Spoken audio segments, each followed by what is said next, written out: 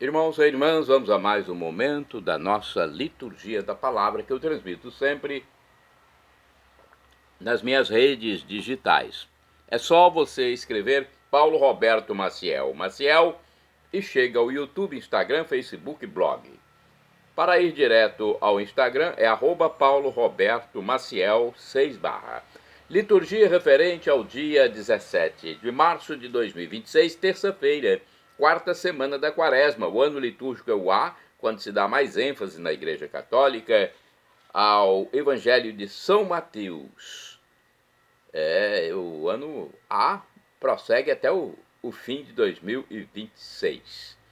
A cor dos paramentos litúrgicos é roxa. No rito temos a missa própria com prefácio da Quaresma. Eu sou leitor e animador da Igreja Católica na Paróquia Central de Colatina, Espírito Santo. Olha, neste dia 17 de março, há a possibilidade do presidente da celebração presidir, oficiar uma comemoração facultativa. Pode ser uma missa ou celebração da palavra em homenagem a São Patrício, bispo. Aí, no caso, a cor é branca. Vamos às leituras. Primeira leitura. Leitura da profecia de Ezequiel, capítulo 47, versículos do 1º ao 9 e o 12. Naqueles dias o anjo fez-me voltar até a entrada do templo, e eis que saía água da sua parte subterrânea na direção leste, porque o templo estava voltado para o oriente. A água corria do lado direito do templo, ao sul do altar. Ele fez-me sair pela porta que dá para o norte e fez-me dar uma volta por fora até a porta que dá para o leste, onde eu vi a água jorrando do lado direito. Quando o homem saiu na direção leste, tendo uma corda de medir na mão, mediu 500 metros e fez-me atravessar a água. Ela chegava-me aos tornozelos.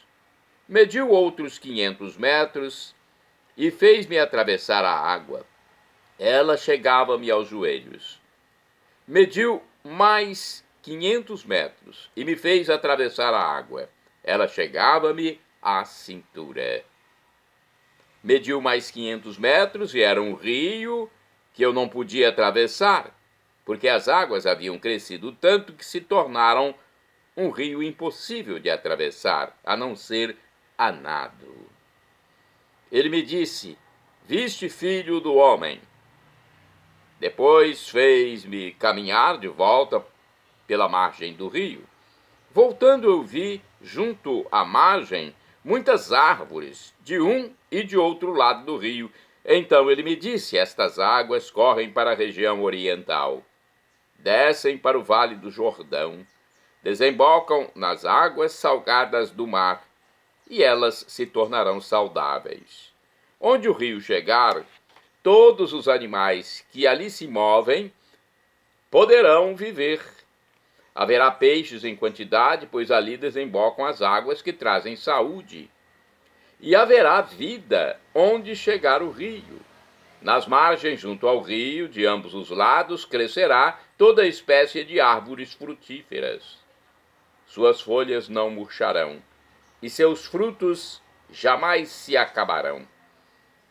Cada mês darão novos frutos, pois as águas que banham as árvores saem do santuário.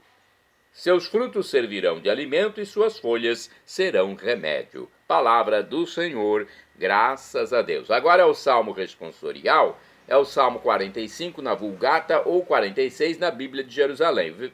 Os versículos são 2º ao 3º, 5º ao 6º, 8º ao 9º, refrão, versículo 8º. Conosco está o Senhor do universo, o nosso refúgio é o Deus de Jacó. Repetamos: conosco está o Senhor do universo, o nosso refúgio é o Deus de Jacó. O Senhor para nós é refúgio e vigor, sempre pronto, mostrou um socorro na angústia. Assim não tememos, se a terra estremece, se os montes desabam, caindo nos mares. Conosco está o Senhor do universo, o nosso refúgio é o Deus de Jacó. Os braços de um rio vêm trazer alegria à cidade de Deus, a morada do Altíssimo. Quem a pode abalar? Deus está no meio. Já bem antes da aurora, ele vem ajudá-la. Conosco está o Senhor do universo, o nosso refúgio é o Deus de Jacó. Conosco está o Senhor do universo, o nosso refúgio é o Deus de Jacó. Vinde ver, contemplar os prodígios de Deus e a obra estupenda que fez no universo. Conosco está o Senhor do universo, o nosso refúgio é o Deus de Jacó. Repitamos! Conosco está o Senhor do universo, o nosso refúgio é o Deus de Jacó. Agora vamos ao Evangelho escrito por São João, capítulo 5, versículos do 1 ao 16. Vamos aclamar primeiro o Evangelho e depois proclamá-lo. Glória a vós, Senhor Jesus, primogênito dentre os mortos. Glória a vós, Senhor Jesus, primogênito dentre os mortos. Criai em mim um coração que seja puro, dai-me de novo a alegria de ser salvo. Glória a vós, Senhor Jesus, primogênito dentre os mortos. Glória a vós, Senhor Jesus, primogênito dentre os mortos. O Senhor esteja convosco, Ele está no meio de nós. Proclamação do Evangelho de Jesus Cristo, segundo São João. Glória a vós, Senhor. Pelo sinal da Santa Cruz, purifica, Senhor, minha mente, meus lábios e meu coração, para acolher sua palavra e que produza frutos na minha vida. Naquele tempo, houve uma festa dos judeus e Jesus foi a Jerusalém. Existe em Jerusalém, perto da Porta das Ovelhas, uma piscina com 5 pórticos, chamada Betesda em hebraico. Muitos doentes ficavam ali deitados, cegos, coxos e paralíticos. De fato, um anjo descia de vez em quando e movimentava a água da piscina, e o primeiro doente que aí entrasse, depois do borbulhar da água, ficava curado de qualquer doença que tivesse. Aí se encontrava um homem que estava doente havia 38 anos. Jesus viu o homem deitado e, sabendo que estava doente há tanto tempo, disse-lhe: Queres ficar curado? O doente respondeu: Senhor, não tenho ninguém que me leve à piscina quando a água é agitada. Quando estou chegando, outro entra na minha frente. Jesus disse: Levanta-te, pega a tua cama e anda. No mesmo instante o homem ficou curado, pegou sua cama e começou a andar. Ora, esse dia era um sábado. Por isso os judeus disseram ao homem que tinha sido curado: É sábado, não é permitido carregar tua cama. Ele respondeu-lhes: Aquele que me curou disse: Pega a tua cama e anda. Então lhe perguntaram: Quem é que te disse: Pega a tua cama e anda? O homem que tinha sido curado não sabia quem fora, pois Jesus se tinha afastado da multidão que se encontrava naquele lugar.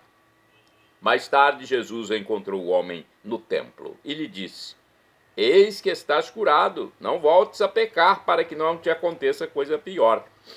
Então, o homem saiu e contou aos judeus que tinha sido Jesus quem o havia curado.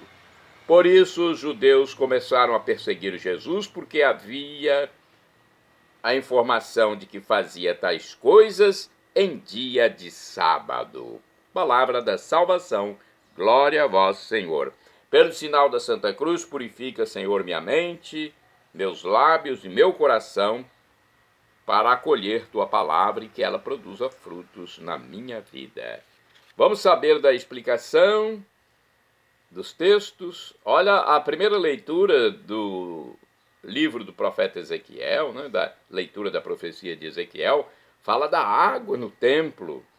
Olha, do templo reconstruído e reconsagrado, Deus difundirá para o seu povo a abundância de todos os seus bens. Do templo de Jerusalém, cidade santa, jorrará o manancial salutar para todo o povo. Sobre o Evangelho, a salvação do ser humano é doada pelo próprio Pai por meio de Jesus Cristo. Deus se doa em seu Filho, fonte inesgotável da verdade e salvação divinas. O ser humano tem a tarefa de aceitar e agir conforme o plano salvífico divino. E isto acontece mediante a vivência voltada ao serviço do irmão e a prática da justiça. E, acima de tudo, deixando de se inebriar e conformar pela palavra de Deus.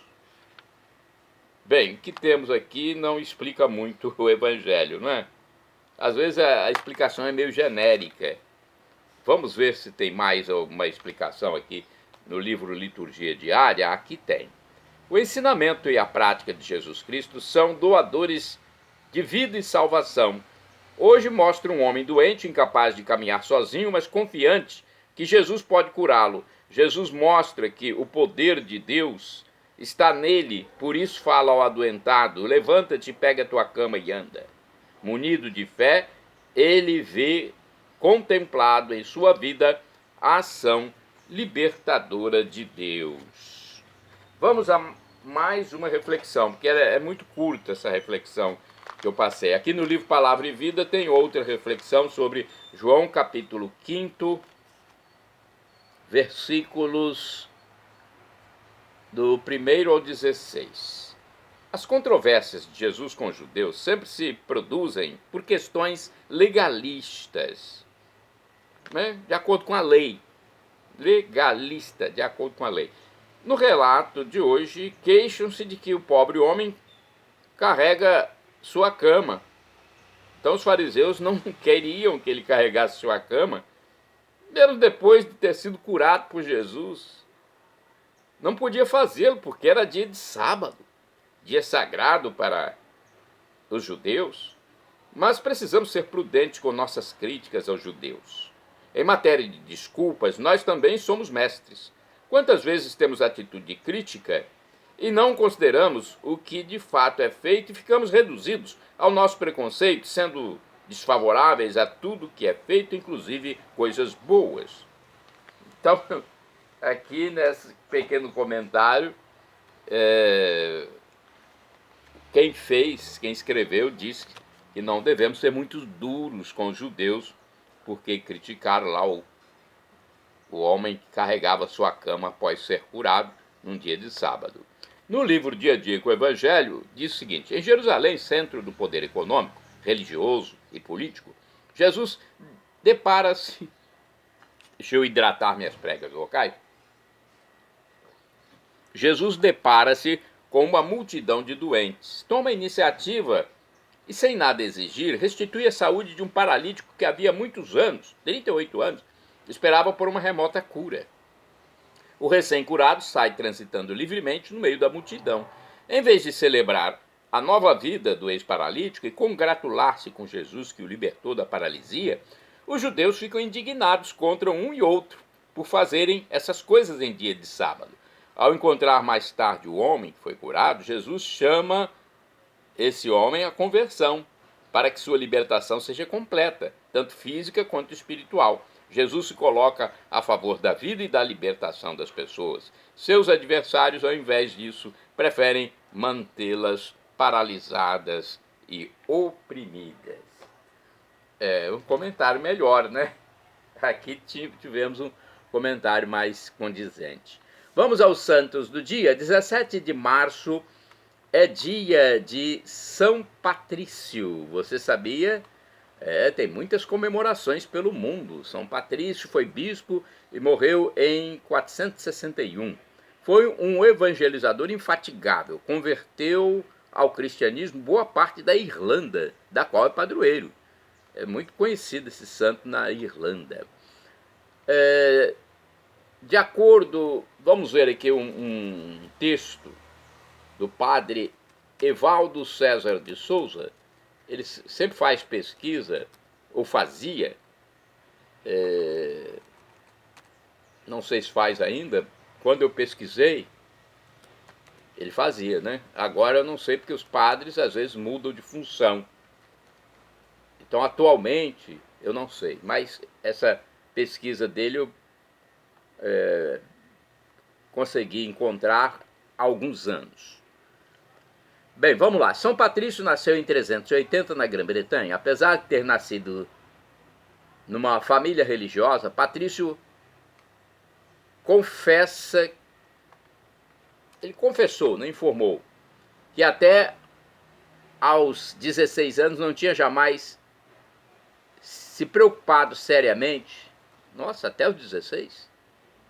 Não tinha se preocupado seriamente com o serviço de Deus.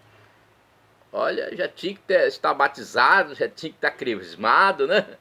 Bem, além disso, desde pequeno, ele tinha um verdadeiro horror ao estudo. Com apenas 16 anos foi preso por piratas irlandeses e vendido como escravo. O adolescente, vendo-se só e abandonado no sofrimento, solidão e desamparo, voltou-se para Deus.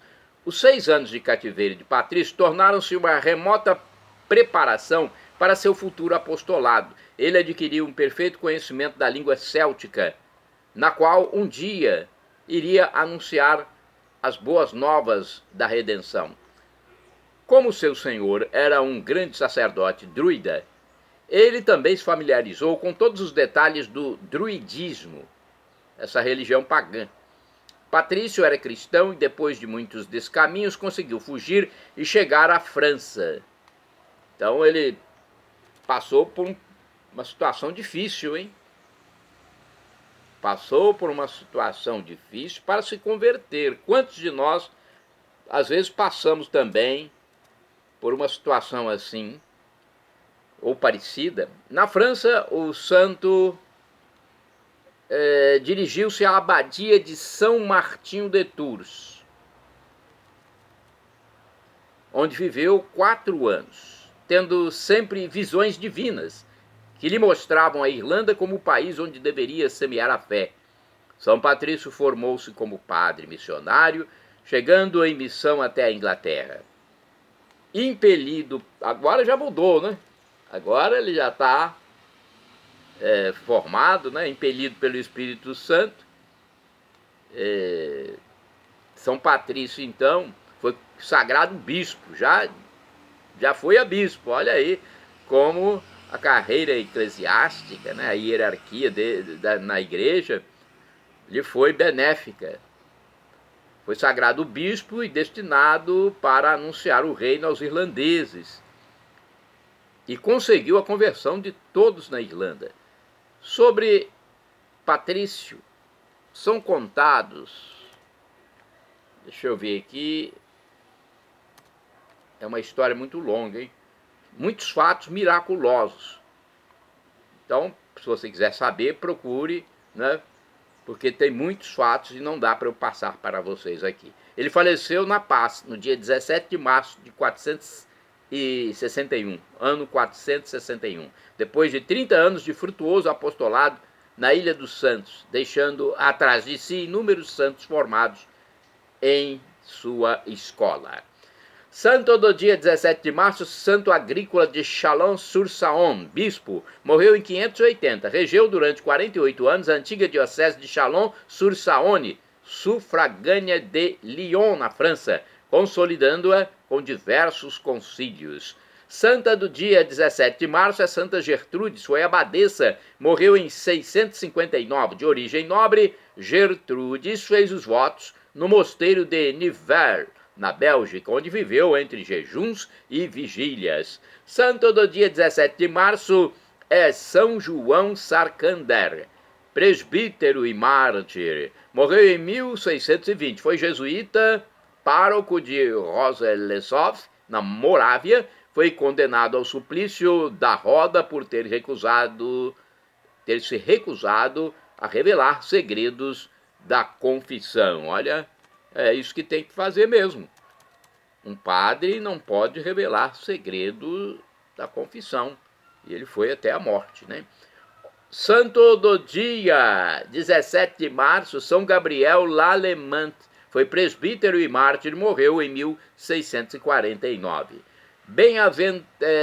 Bem-aventurado no dia 17 de março, São Conrado, foi eremita e morreu em 1154. Bem-aventurada do dia 17 de março, Maria Bárbara da Santíssima Trindade, e bem-aventurado